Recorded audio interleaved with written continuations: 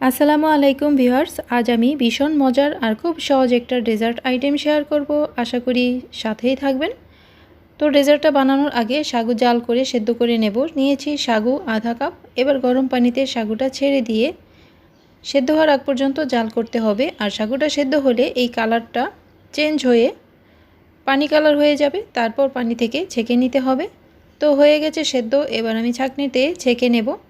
আর উপর থেকে একটু ঠান্ডা পানি দিয়ে নেব, তাহলে আর সাগুটা ঠান্ডা হলে জমে যাবে না। সাগু বেশ আঠালো, এটা ঠান্ডা হতে হতে একেবারে জমে যায়, তাই একটু পানি দিয়ে নেব যেন এটা ঝরঝরে থাকে।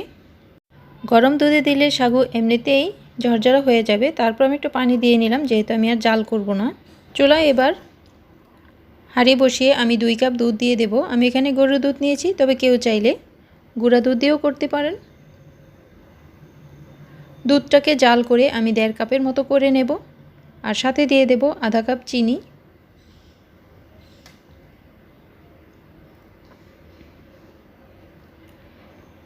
আরও দিয়ে দেব 2 টেবিল চামচ গুঁড়া দুধ।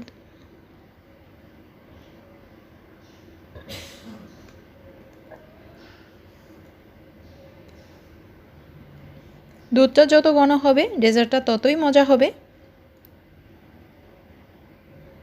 তো চুলাটা আমি বন্ধ করে দেব। এবার সব কিছু একসাথে মিক্স করে নেব।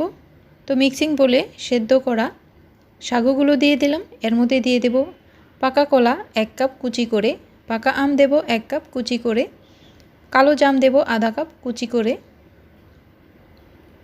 এবার জাল দেওয়া দুধটা এর মধ্যে দিয়ে দেব। ভালো করে মিশিয়ে নিচ্ছি।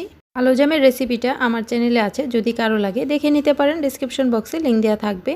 দুধ জাল করে মিষ্টি করে নিয়েছি, তাই সাগুতে আলাদা করে চিনি দিতে হবে না, এটা খুব সুন্দরভাবে সেট হয়ে যাবে। উপর থেকে পছন্দ মতো এবার সাজিয়ে নিতে হবে। আমি দিয়ে দিলাম চমচম মিষ্টি কুচি করে কেটে, দিয়ে দেব আম কুচি, কালো জাম কুচি, কিশমিশ,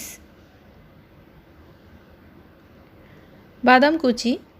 আমি কাঠবাদাম আর পেস্তা বাদাম কুচি করে নিয়েছি। এবার ফ্রিজে রেখে ঠান্ডা করে তারপর পরিবেশন করতে হবে এই ভীষণ মজার ডেজার্ট আইটেমটা। এটা ছোট বড় সবাই খুব পছন্দ করবে। আর সাগু শরীরের জন্য খুবই উপকারী। সাগু দুধটাকে টেনে নেওয়ার পর এটা খুব একটা আঠালো ভাব হবে, খেতে বেশ ভালো লাগবে। তো আমি ফ্রিজে না রেখেই পরিবেশন করে দেখিয়ে দিলাম।